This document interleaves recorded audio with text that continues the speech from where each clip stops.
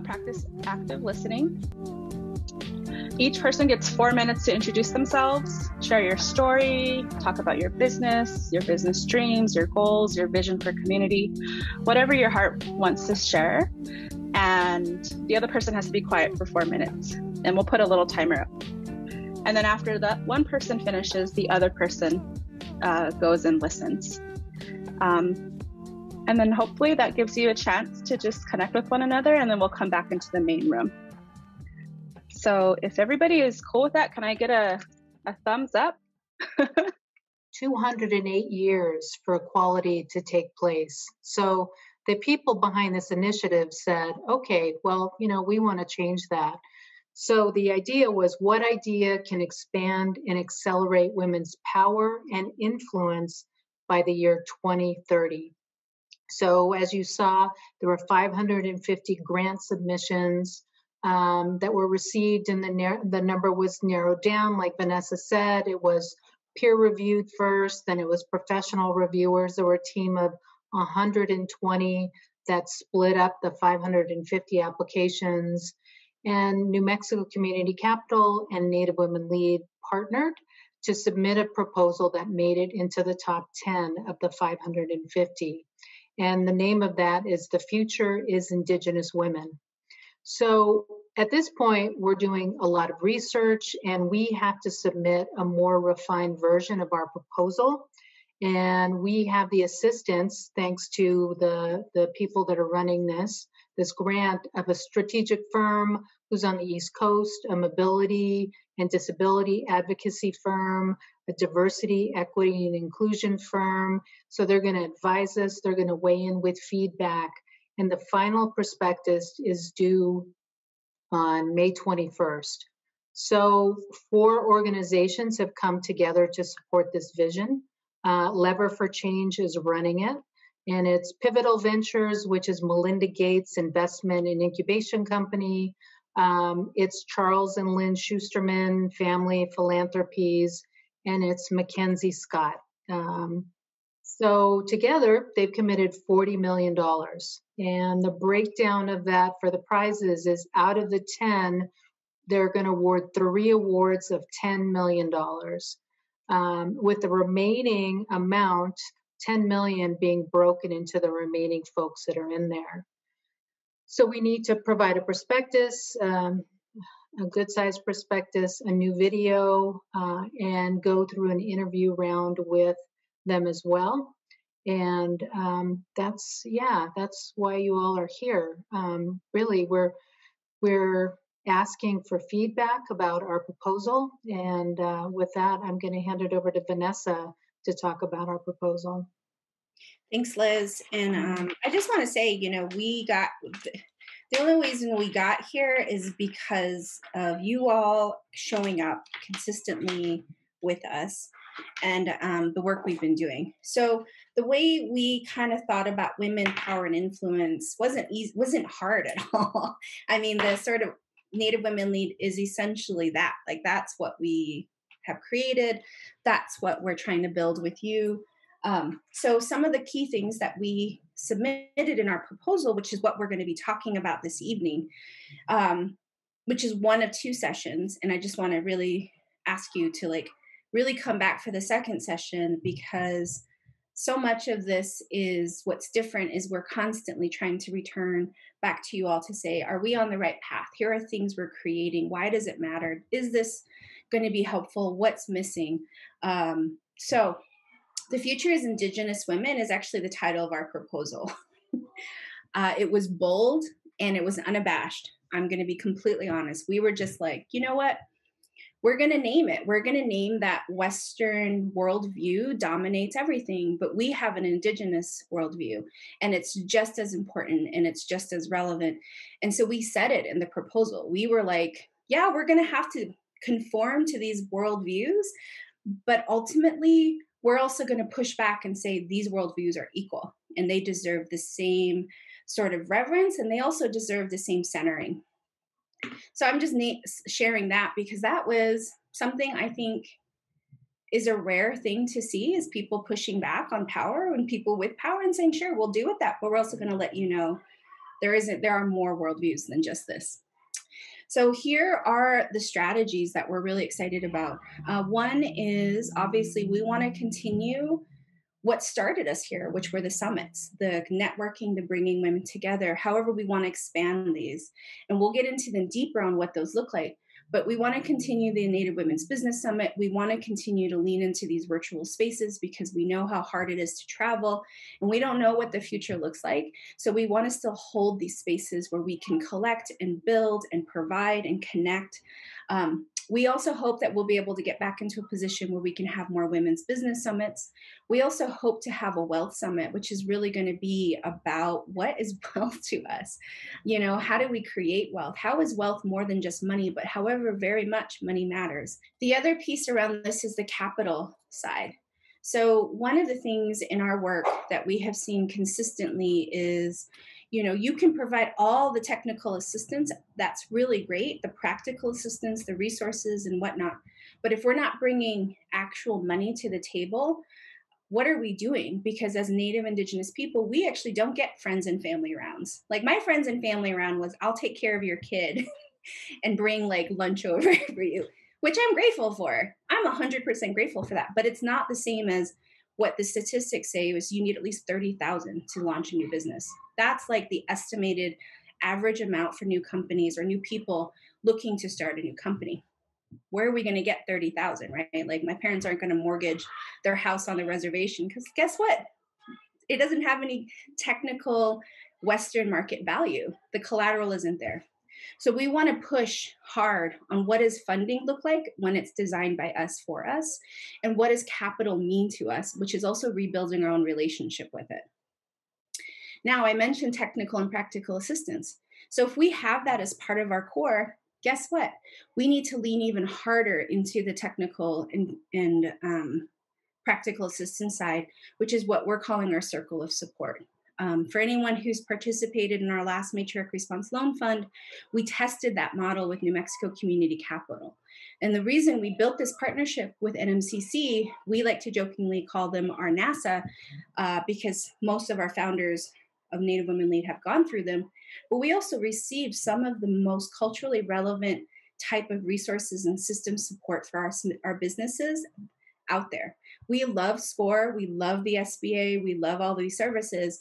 However, there's still something missing because the journey we're in is our own journey and it's unique to our community and culture. And so we felt so excited that New Mexico Community Capital, who does this so well, and they do it nationally, was able to link arms with us. And we were able to like bring the network, have the capital, and then have the strong support services. What we want to expand that, and again, you're going to learn more, but what we learned through these conversations is it's helpful to get marketing support, it's helpful to get social media support, but we need more. So you'll hear a little bit more about that. The other piece here in this work is we're also hopefully wanting to do a lot of stuff, which is so much of the access to capital, the journey to be a leader and a business person through an Indigenous worldview. One, we have to recognize the current system is just broken. The system is broken. It's not for us. It's kept us out. So what is our long-term vision and change? And so some of that for us is about policy and advocacy. We have to be at the table with these national conversations as they talk about the importance and the challenges women of color face. We have to be like, and Indigenous women, because too often we get othered and sidelined. We also want to be able to see things like, how do we create better platforms so there's more Deb Hollands, there's more Georgine Lewis's, there's more Ruth Buffalo. What is our opportunity? And the last piece for me is like long term, can we build something that maybe the traditional Western system starts to see, oh, that's how you build economy and business that supports all people, all humans, all living beings. So that's really what's in the proposal. And we're going to dial deeper into the details specifically and ask you questions. But I just want to say thank you to all of the co-founders of Native Women Lead and all of the team members at New Mexico Community Capital, because this was a really, big proposal for us. And also, I believe everyone came to it willing to be brave and willing to just give it a shot. So I just want to invite everybody to take a collective breath together as we shared a lot. And we also feel a huge responsibility to our community, to you, to do right by everybody. So I just want to take a collective deep breath in and deep breath out. So in the spirit of co-creation and honoring our community, we're holding this design session now and mirroring it very much like what we did when we first convened to create the summits. And the World Cafe, it's kind of weird this time around because we're doing it virtually, but if we were in community, we would have 4 tables and we would go in groups. I don't know if you remember, for some of you that have been with us since the beginning, we would rotate between all the tables and we would ask a couple questions. This time around, we are going to take it virtually and we're going to do it utilizing the Jamboard, and I'll put the link here in a moment. But the Jamboard, and I understand some folks are also on their phone or driving, hopefully not driving anymore, but we'll have each of us, Vanessa, myself, Alicia, and Liz, host a table. And there'll be support folks in there as well, which will be Michelle, Kalika, Jennifer, and Ari. And we're just going to talk to you with our community and share our proposal a little more in detail. So the backbone is really rooted in caregiving. How do we support Indigenous women in caregiving? The emerging, which is also one of our core values, is how do we graduate women into influential sectors such as entrepreneurship and finance? Weaving, how do we increase economic participation and opportunity for Indigenous women? And empowerment, how do we increase political empowerment and influence? So the overall goal for the Equality Can't Wait Challenge is not only to accelerate Native women's power and influence, but to accelerate all women's power and influence by example. Ultimately, the end goal, the impact we want to make, is we want to be able to make decisions, to control resources, to shape policies and perspectives in the US about Indigenous women, Indigenous people, about women. So what you'll do in the Jamboard, once we share it, if you can see my screen, really this whole part of this is to check our perspectives with our community and make sure that we're not missing anything, but we're also being inclusive of everybody's voices. I want to just let you know that we care about you, we care about your perspective, and we want to be as inclusive as possible. And this is really an opportunity for us collectively to go after $10 million to support our community. And in those 4 buckets, that's what we're trying to do. And this could really, you have an opportunity to put your fingerprints on this. Hi, welcome everyone. Hey, Veronica. Hi, Rebecca. Rachel, welcome. How's everybody doing today? Great, thank you. Welcome everybody to tonight's Transformation Thursdays, Accelerating Indigenous Women's Power and Influence, hosted by our matriarchs from Native Women Lead and New Mexico Community Capital. We'll go ahead and go over some community agreements now as we enter this space together. We just want to share that NWL is committed to the understanding of inherent value of women in our community. We celebrate mistakes. We are committed to radical transparency, understanding that we will work to heal each other and our communities and the decisions that we make. We believe in thinking critically about our work and its impact on our Earth Mother and our peoples. We strive toward greater inclusion of our relatives who possess different abilities, who come from different backgrounds. We believe that our work must be intentional and utilize anti-racist frameworks to ensure we keep moving forward with social and economic justice in mind. So again, welcome everybody. I'm going to go ahead and hand it over to Jamie. Thank you. Thanks so much, Jennifer. Welcome everybody. We're so excited to be with you tonight. This is part 2 of the Equality Can't Wait presentation and community engagement session, we have an opportunity to win $10 million to really affect change and accelerate power and influence for Indigenous women. So we take this very seriously, and we're so grateful that you're in community with us, because we just want to lean into that abundance and also be able to address and solve not only the problems that we see in our community, but come at it from our Matriarch Indigenous ways of knowing. So thank you for being here. Before we go into Equality Can't Wait, though, I wanted to share just real quick our 2020 impact report. I shared a little bit of highlights of previous sessions, but I wanted to kind of share with you all visually the impact we made in 2020, just to kind of ground in what Native Women Lead has done and is aiming to continue to do. The person that designed this is Vanessa Bowen. This will actually not be for public distribution. We're just sharing it internally with our network at this time, but there'll be a different version that goes out. So relatives are humbly here and so grateful to do this work with you all. And you'll see our core values inserted throughout the presentation, which we really use as our guideposts all the time. As we all know, COVID impacted our communities significantly. And we actually launched a survey with New Mexico Community Capital, Native Community Capital, and Change Labs to see what would happen and how Indigenous entrepreneurs would be affected. And we saw how much it was just going to be devastating to our communities. So just some key learnings is people essentially said 80 to 100% would be affected. A lot of them were women. About half operated on tribal lands and off. And folks really needed resources to endure and survive, which was funding, technical assistance, crisis management, marketing. And people needed to go into like a digital space, since in-person business was really not happening at that time. We launched Transformation Thursdays, this series, and we had to cancel our in-person summit, but we actually reached 331 attendees representing over 32 different tribes and First Nations. We had 11 women of color speakers, 7 Native women, and really just trying to support people in the time and offer that thread line of community care and support with one another. As a result of that, we actually launched our care package program, which a lot of you who were in last year's session got to receive.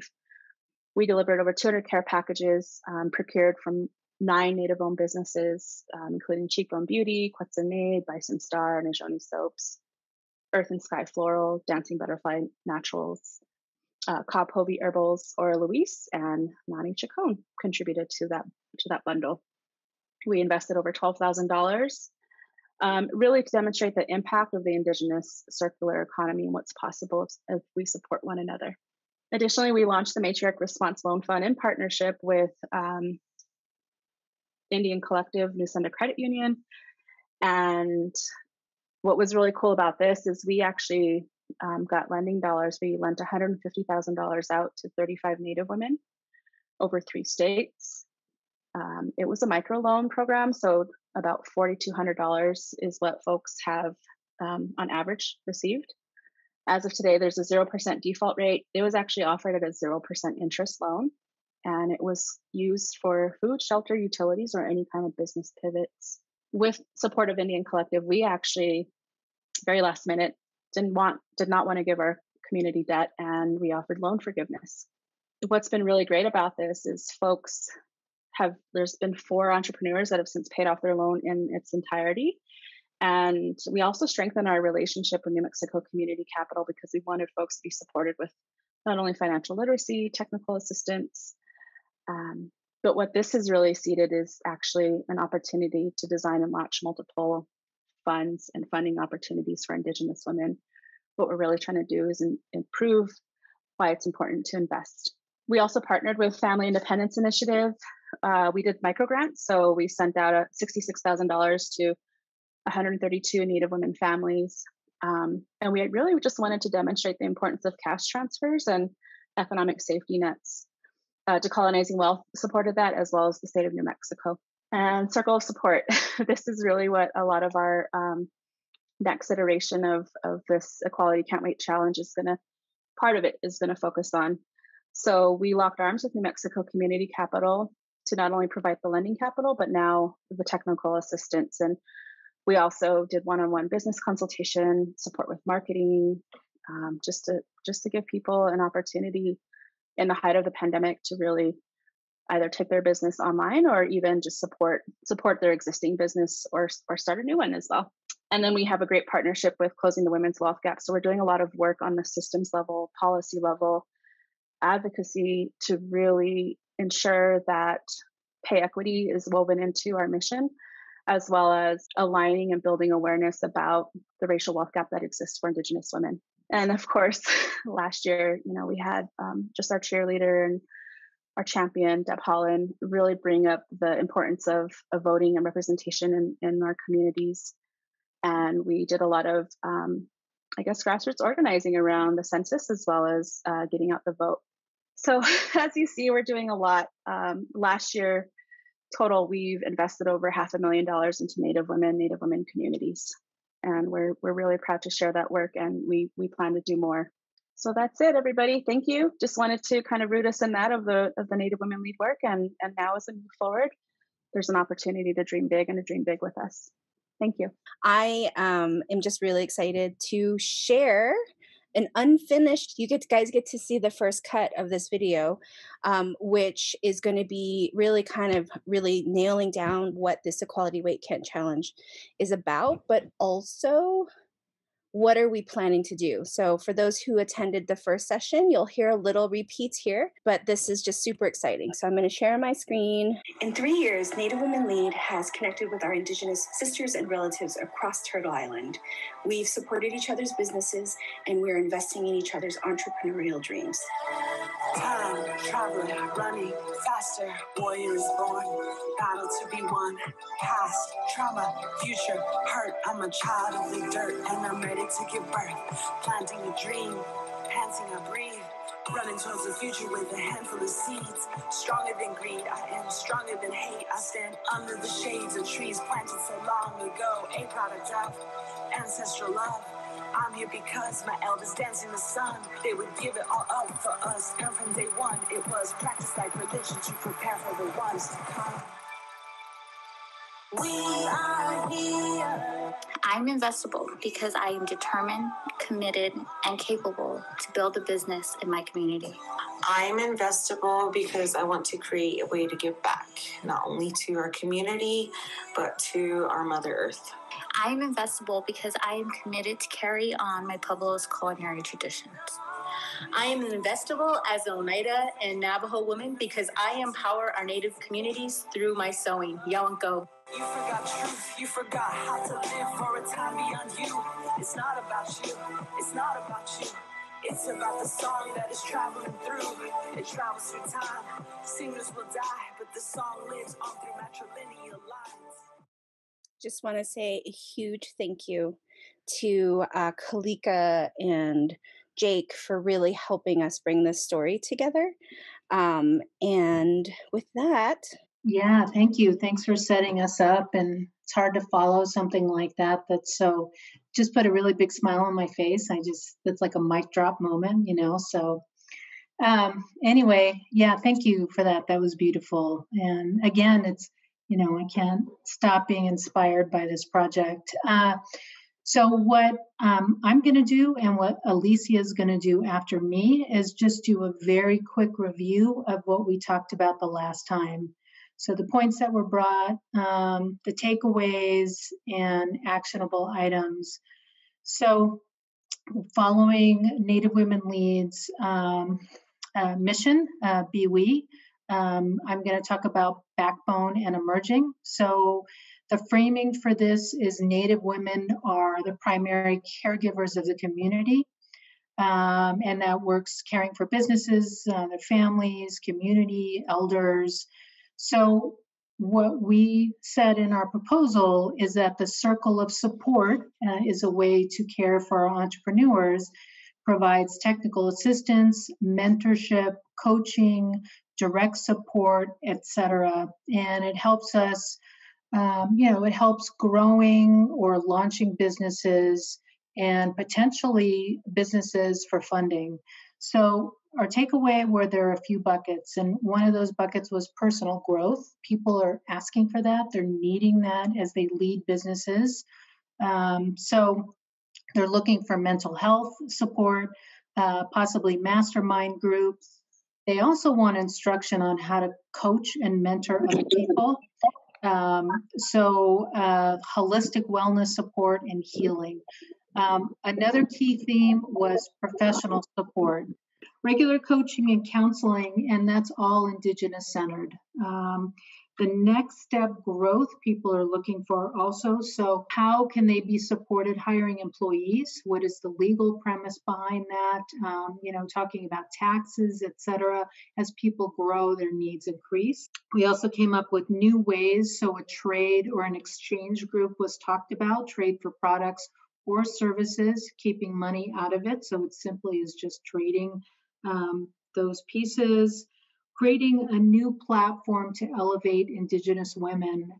So that might be just something, right? Just a professional directory or a database if you're looking for someone who can help you with website design or can help you with PR, that kind of thing. And education for men to support their women as they are moving into opening their business and just need to spend more time.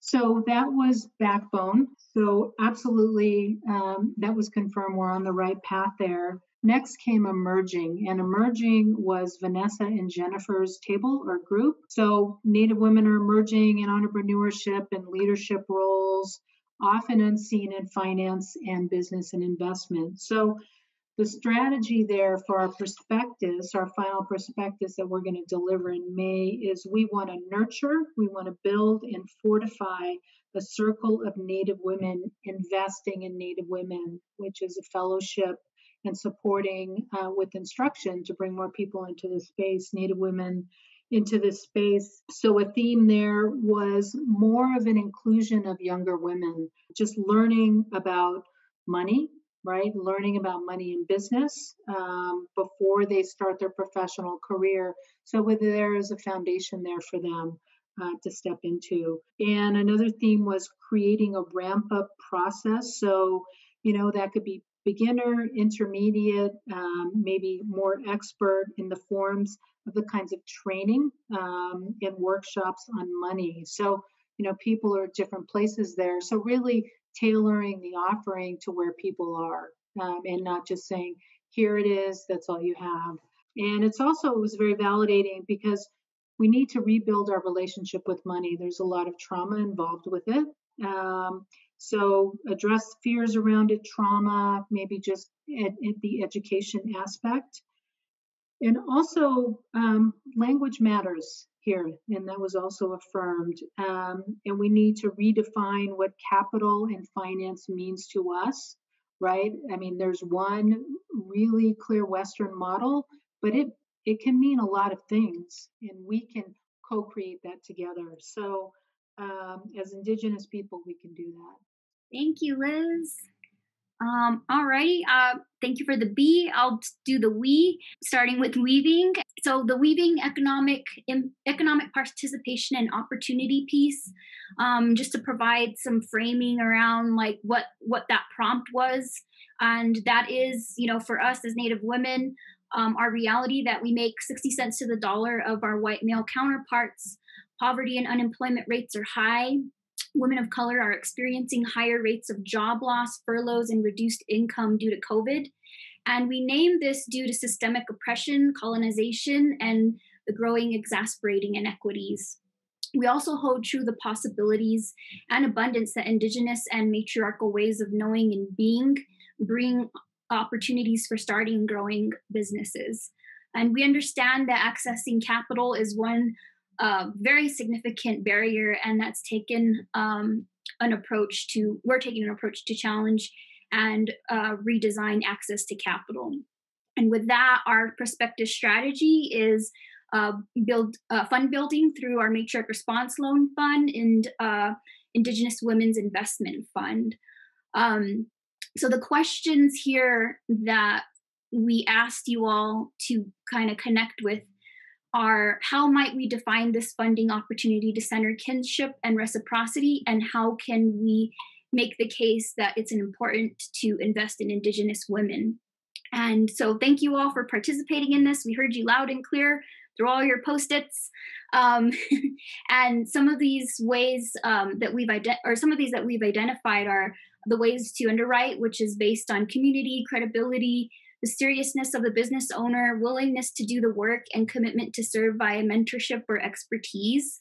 I think part of this is, going back to our roots in barter and trade, and the way that we define wealth and money. It's not always capital. It's not always hard cash. The opportunity for folks to be able to repay things through mentorship, through time, through other ways, and then lending products focused on economic safety nets, mental health, credit rebuilding, debt restructuring, and childcare. Also, technical assistance support. This process should not beat down the business owner, and there should be opportunity to walk through the application and documents needed, and have that kind of high touch one-on-one to go over financials and those kinds of things, as well as referral and recruitment strategy, and building kinship so that the person pays no matter what, and we're kind of able to hold each other accountable, but in a way that is feels good for everybody. The next here is the empowerment table, which was kind of based on political empowerment and influence. And so the prompt for this, just as a reminder, was that we're considering taking on policy positions, holding space, and mobilizing on issues such as pay equity, childcare, systems, and additionally, Native women are often unseen in political leadership positions until, of course, recently with now Secretary Deb Haaland in the Department of Interior. And with that, uniquely Native people hold a nation-to-nation relationship with the government that is not often understood with regard to tribal sovereignty. So the importance of having and the significance of having someone like her and others in these positions to advocate is critical. And with that, we have our prospectus designed around to drive policies that center women and our needs, inform the field, and return to our ancestral social structures, bringing women back into the decision-making circle. We heard you loud and clear answering the question, which was, now that we are starting to see Native women in positions of political leadership, what are some of the areas that are top priority for you and for your family and community that we need their advocacy on, and how do we support them? So some of these were theme validations and themes that we need to really hone in on more. That includes, of course, missing murdered Indigenous women, a return to our Indigenous systems, bringing youth back into the circle and supporting them in their development, culturally relevant approaches, education, health, food justice, food sovereignty, mental and behavioral health, as well as building more pathways and programming to get Native women into political positions at all levels. This includes local, state, tribal, federal, all of it, and more education around the history of past women in leadership, those that paved the way, and balance between our cultural gender roles and women finding and owning our power and influence through leadership. Thank you so much for last week. We had a really fruitful discussion with everyone, and we're going to take it a little bit deeper. But just want to take a collective deep breath as we receive all that information. Yay. Okay. So I'm going to move on to the next section, and this is really some time to get you all to know each other again. We did breakouts last time, but I'm going to give you a journal prompt, actually, and this is where the pen and paper come in. And really this is to activate our hearts and our mind. And there's just 3 questions. So the first one, we're really thinking of your inner space inside of you. What kind of work are you moved by? It could be whatever, whether it's Native women lead work or food sovereignty work, just really wanting to know what really speaks to you and trying to get a sense of our collective why as Indigenous women, as supporters of. You would respond really with, I feel the potential of equality can't wait is what. So with everything you shared, really want to just hear what the potential is that you're feeling right now. And then we're going to think big picture and go to outer space. The outer space is really our theory of change. Having Indigenous women in decision-making power could transform what? So just wanting to leave that with you all to write down your responses. And then at the 35 mark, Jennifer is going to zip us in Zoomland, and you're going to pair up with somebody, introduce yourself, share who you are, and then share your prompts with your person. Hi, everybody. Looks like Jennifer's bringing you all back. Welcome, Somatsa. It's so great to see you here. We were getting rolling on our side. We were about to into colonization, and damn. Who was your partner? It was Caro and Steph. Caro, did I say it right? Your name right this time? Yeah, that's right. Awesome. Well, I hope you all got to connect with somebody near or far and just have some time to connect with everybody. If anyone wants to kind of share their journal prompts or what you're moved by, what kind of work you're moved by, because I think also our thinking is, as we move forward, what kind of work should we fund if we had the opportunity? So really excited to hear what you all have to say about that. We were saying like the impact and community work, self-empowerment and education of my people so that they can empower themselves and their communities and do more with that for themselves. So we definitely had an amazing conversation too with Evelina. So she was very inspiring. Awesome. Thank you. And then what about this space? Like, what do you feel the potential of Equality Can't Wait? My first thought was it has the potential to shift the dial in a counterclockwise fashion, which for us as Lakota women, as a Lakota woman, that's a movement in the sacred way. That's, when we are a bit able to feel supported and to feel like we have opportunity. I mean, we all know on those days when that happens, even if it's small, it shifts everything. It shifts us in moving in a different way, the way we parent, the way we mother, the way we work, the way we support one another. It has the potential to shift that dial, and it's a sacred thing. Thank you, Stephanie. What would it mean to have Indigenous women in decision-making power? What could that transform? Oh, April put something in the chat. Could transform conflict into innovation. Ooh, I love that one. Healing and creativity for Indigenous women to think differently and about how to be mentored in leadership positions. Oftentimes women enter positions and not really coached or mentored. Thank you. So in the spirit of co-creation, and that's something that we've always done since the beginning of Native Women Lead and our inception of this organization, we've always taken it to heart to ask our community and also to support our community to self-determine our path forward together. So this next section is going to move pretty fast. It's going to be a full 50 minutes essentially, or 40 minutes.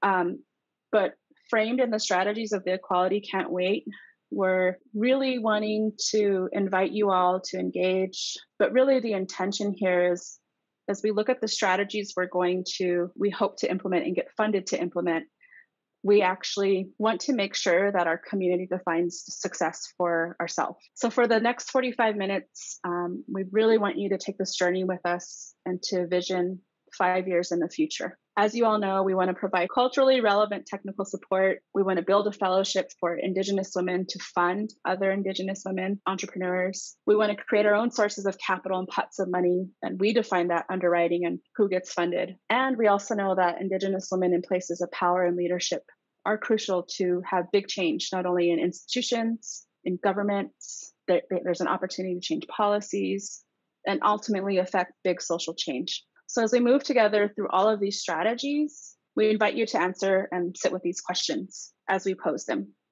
How do you feel? What do you see? And what do you know? And this is 5 years in the future, assuming we implement all of these strategies. And these questions are really based on utilizing Indigenous knowledge approach that centers feelings, experiences, and traditional knowledge of community within the context of all of these complex and moving parts. So as you know, the Equality Can't Wait, we have the backbone, the caregiving, the circle of support, the emerging part, which is graduating women into influential sectors. So this is our fund fellowship. The weaving, economic participation and opportunity. This is our access to capital work. And then empowerment is political empowerment influence. And this actually is kind of interesting because we talked about policy positions, seeing women like Deb, Charisse, Secretary Trujillo here in New Mexico. So it actually, there's like kind of a dreaming space in that space because we think not only at a systems level, policy level, environment level, but if you can kind of just consider yourself within the context. And we invite you to center yourself in the first session as we move through, to think about from your perspective, and then think about from the family, your family's perspective. Think about from the community and the tribe's perspective, and then think about at a grander policy systems environment level perspective.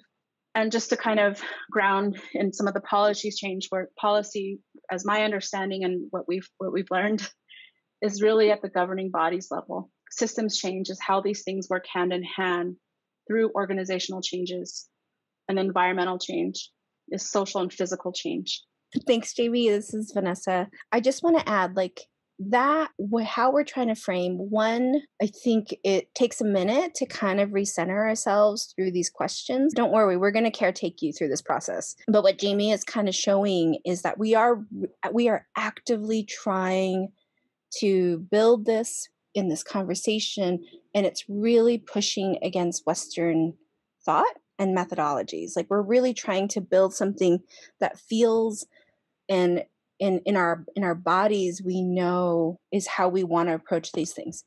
And naming that, it'll have moments in which you might feel somehow or some way, and that's okay. The important thing here is we're here to care for all of us in this space, and we are going to get through this. And this is emergent, meaning this is like new. We're building this together, and it's always evolving and living and changing. So just reminding everyone that, and like there is no wrong answers or wrong comments. It's really about you and how you're feeling and how you see these things coming together. So I just wanted to share that because, we're so in this space constantly talking about these things, and just naming that, sometimes language can be a barrier and sometimes language can be a door. So just know we're here for you. Thank you, V.